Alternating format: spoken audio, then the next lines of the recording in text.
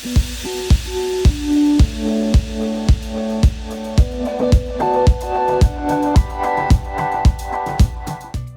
the paradigm shift that I'm seeing, is that, you know what, OT has a lot of valuable data in it. We need to start getting that out. We've been doing it with all these other systems. We haven't done it with manufacturing, and that's where we are right now. There's not one system to do all, right? There isn't.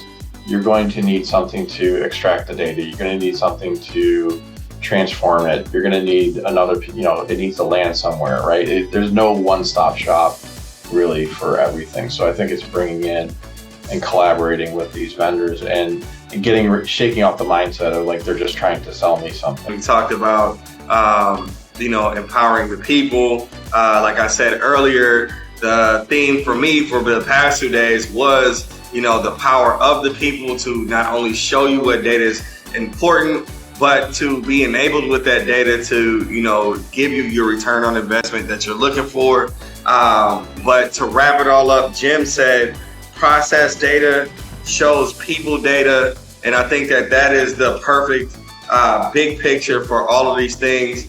Work them together, collect the data on the processes while you're collecting the people data. Let both of these things give you a big picture of what's going on in your plant on both levels, and that'll give you the best strategy to begin to lay out your efforts and your plans and put that team together that we talked about. We want to make sure none of this ends up being lip service, but that we're learning from mistakes of the past. We're learning from the best practices that we've discussed here.